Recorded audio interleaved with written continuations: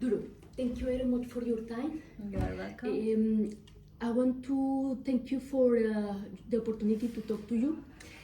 This interview meeting, it's in the framework of the Ignite project. It's a project to reduce gender disparity in STEM from kindergarten to the professional life where you are now.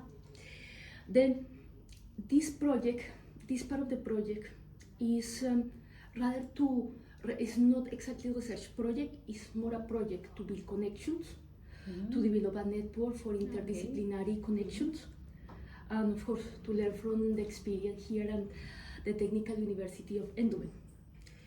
So I met you thanks to the reference of Professor Esther Medina. You are part of the School of Education of the university. Yes, yeah. Thank you. So I'm going to formulate some questions. You are free to answer them or not. You can withdraw the interview. You consider that is necessary. So, and thank you. You approved to record this conversation. Of course, yeah. Thank you, Duru. So, first, I would like to know about your background. Your My background degree, yes, please. I studied physics for bachelor, and then I did my PhD in educational sciences, but focusing on professional development of physics and science teachers. So I have a kind of mixed background. Thank you. Then, so on which STEM subject do you work? Physics. Physics. Yes. Physics. This is what you here at the university. Do you teach or you do? I teach. This is Eindhoven School of Education, yes. Or the other name is Science Education Department. Yes. And here we have Science Education Master Program and also Science Education Minor. And in the Master Program, we are educating teacher candidates in different STEM areas. We have here physics, mathematics, chemistry, computer science, and ONO, I can translate it like research and design. These subjects we have here. So you have a master in education in science? We have a science education master. Science education master. No, it is different than education science, right? Science education master. And we have different groups. I'm teaching for physics teacher candidates. I'm teaching them pedagogy of physics courses. So how to teach physics on secondary school level. That's my subject. And we also have the similar for chemistry, mathematics, research and design, and also computer science. That's great, thank you. Yeah. So, in which point did you get interested in the gender gap in STEM? Which point? Actually, I think I have been interested all the way because as a girl I studied physics, and then there are less number of girls than boys in the class. But more academically, I started studying this subject. European Commission, we got order from the European Commission to do a research and then write an analytic report on gender gap in STEM areas. One of my colleagues from University of Nicosia, Cyprus, she received this order from them, and then she asked me if I want to be co-author. Together with another colleague from Spain. Yes. We were three of us together. We did inventory of existing practices or research, what has been done, what existing practices can we find. So this was our goal. And we also studied European projects, the projects supported by the European Commission, what did they do in the area of gender gap, and how we can analyze the factors. So in that report we figured out some factors that affect gender gap in STEM areas. So that was actually the first professional step for me when I started working in gender gap in STEM areas. And then again with some colleagues, international colleagues, we have written a proposal for European grant, Erasmus Plus Teacher Academies grant. And that proposal is also about gender gap in STEM education. And now we got the grant. Congratulations. Thank you very much. I'm the coordinator of this project, and there are 11 participating organizations in this partnership. It's quite large. It's a bigger budget than the others. And now I have a PhD student who started working in this project, studying gender gap in STEM areas. So, what is the name of the project? GSTEAM. GSTEAM. Yes. And who are the partners? Which partners are, which countries or institutions? Yes, institutions. University of Helsinki, University of Luxembourg, Aristoteles University from Greece, another education organization, Stimuli from Greece. Who else? We have an organization from Czech Republic, school from Romania, an education organization from Venice, from Italy. What else? Yeah, many partners. I think I didn't forget anyone, I hope. Yeah. So it's mainly a European project. It is European. It's European. Then I should start. How did you get interested in a STEM subject like physics? Like physics? Yes. I think from primary school, actually, I've been interested in mostly, actually my first interest was mathematics. Yes. I was good at mathematics, and since primary school, that was my favorite school subject. And when I at high school, secondary school, I also chose the profile focusing on mathematics and sciences. And then, I was doubting, should I choose mathematics or physics, because I like both. And I liked the teachers of both subjects at secondary school. I think that was also one of the important factors that You were first teacher at secondary school before coming? No. I was interested because teachers of these subjects were nice. I liked the teachers of both subjects. I think that was the key point to deciding. So you were interested because of the because the teachers could explain the subjects well, and then you can understand it better. So you follow them, kind of role model. Oh, that's interesting. Yeah. So you are here only teaching or doing? I'm also doing research. Yes. So which subject do you teach? I teach physics. Pedagogy of physics, actually.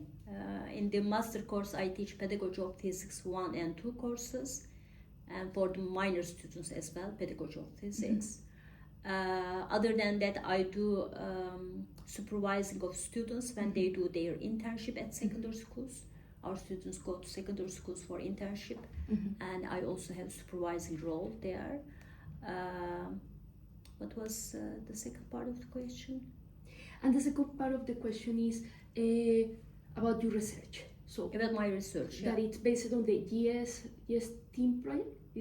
Yes. What is the research? What is the research in that project? Yes, exactly. The research will be more. Now we are at the initial phase, of course. We are just collecting data via survey and interviews. So the first study will be about existing practices in the partner countries regarding gender inclusive teaching. So we are searching, are there any gender inclusive teaching practices in the partner countries? And also we also like to find out what are the factors causing this gender gap in STEM or STEAM areas. And how we can support teachers, so in the end they can support their students to choose more STEM studies or STEM careers. Because we know students, although girls are not less successful than boys, especially on secondary school, they choose less STEM careers than boys.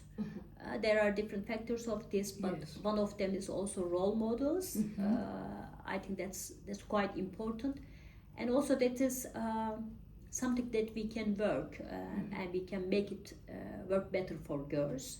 So one of the studies would be about role models, how we can make role models more visible, so women scientists more visible for girls, Yes. and more attract them to have STEM studies and also STEM careers.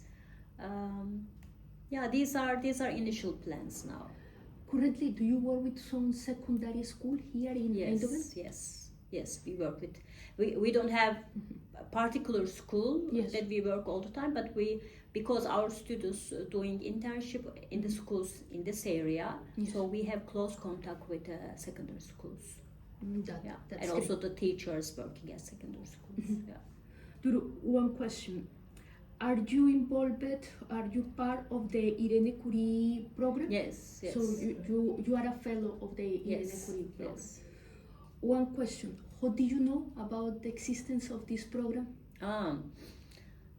When I started working here, our HR colleague, he told me about this program, and So you were already working here? I started working here, but short time later he informed me about this fellowship program, and then he said that I'm going to check if you are eligible to this program.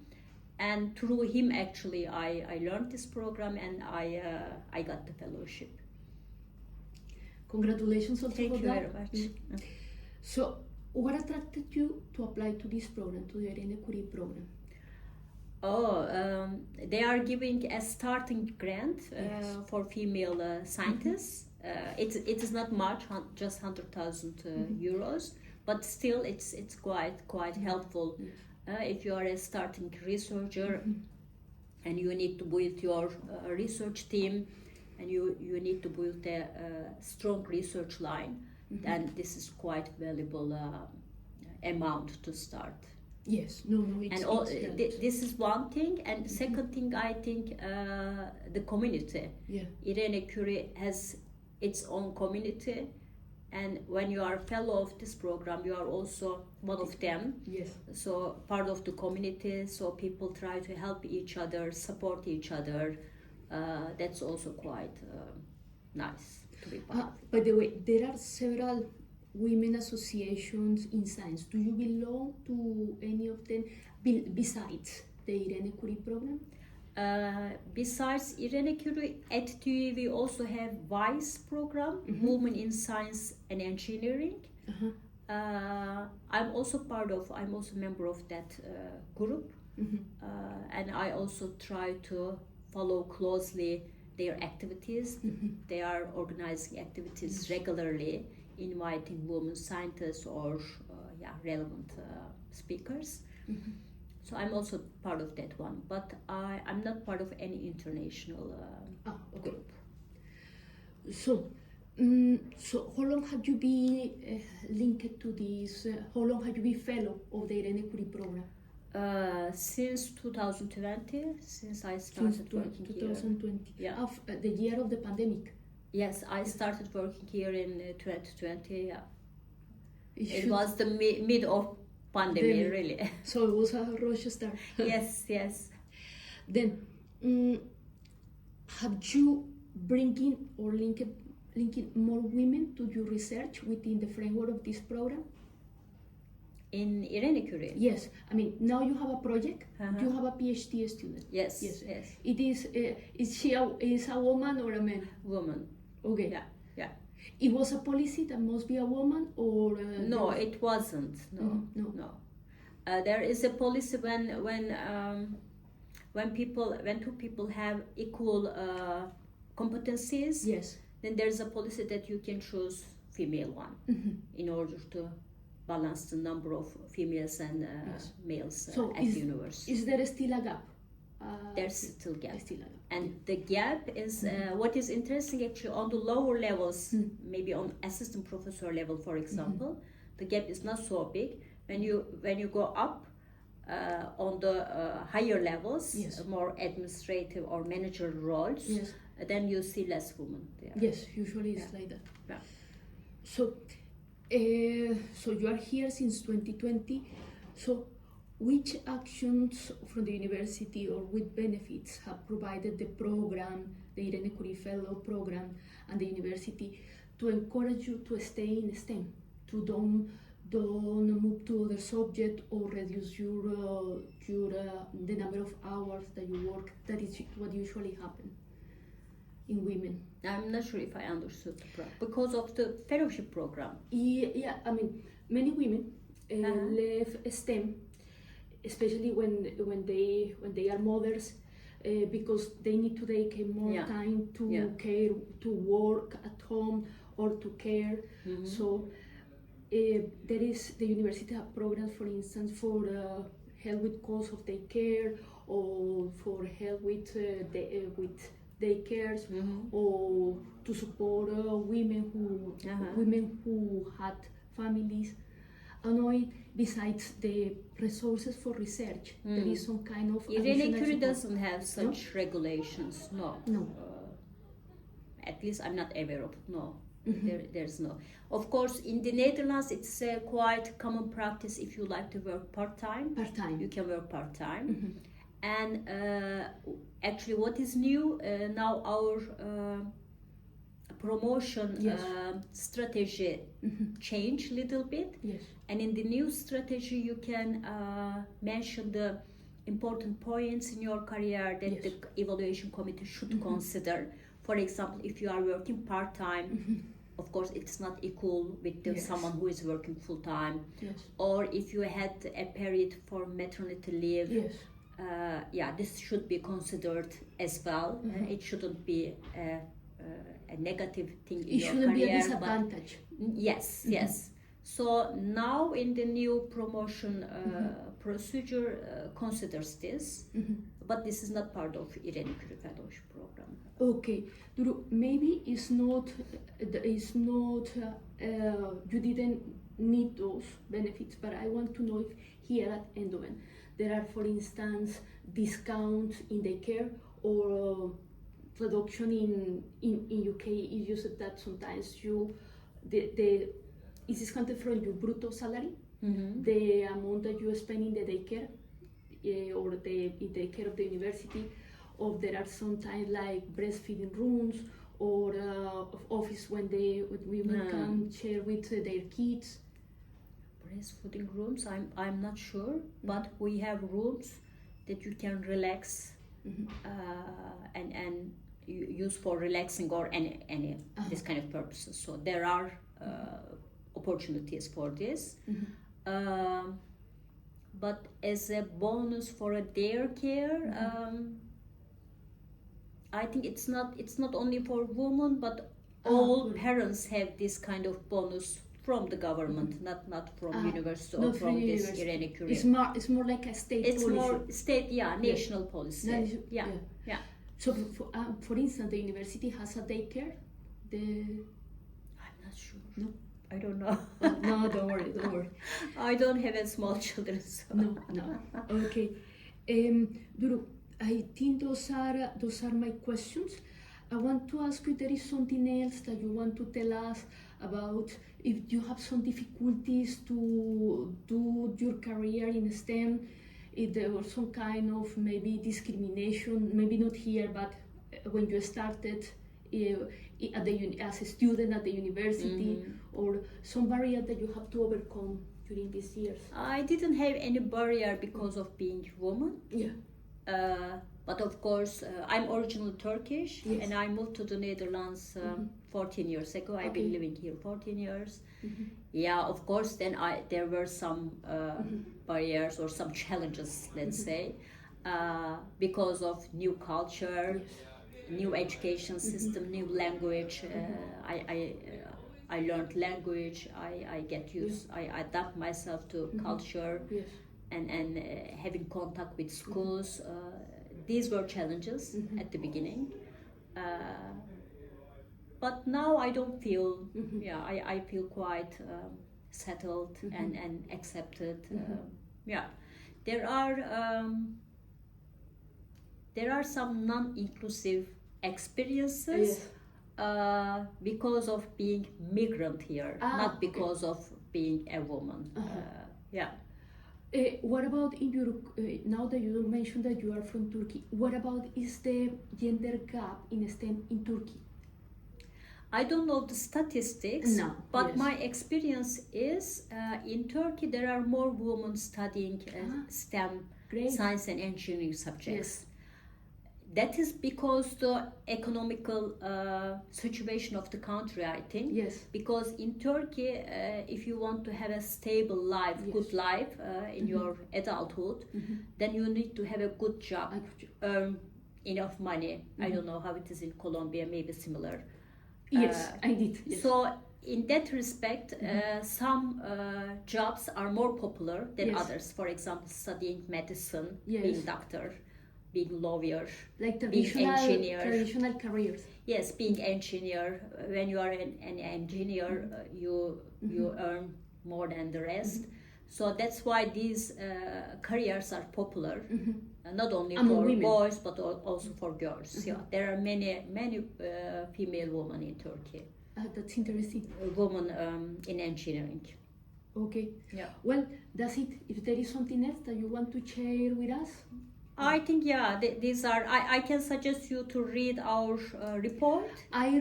Maybe you read I already. thought to report about the gap in Addressing the gender in gap. different levels. I think that Yes, was the that report. one. That one. Yes. Yeah. It's still on my list of tasks. Yeah. But thank you for reminding us Thank about you. that. Thank you. So, dear Duru, thank you very much Thank for you. your time Thank you very and much. for sharing the And experience. I'm interested to learn about your project as well. Okay. Yeah. Well, I can tell you there are two projects. One project is this Ignite project that is reducing the gender gap from kindergarten to professional life, and there is another project that is with the British Council that is reducing that gender gap from high school again to professional life. Yeah. So it's Nice. those projects are connected, Yeah. and within those projects is that we want to learn from your experience. Yeah. Thank you you very much. Thank you.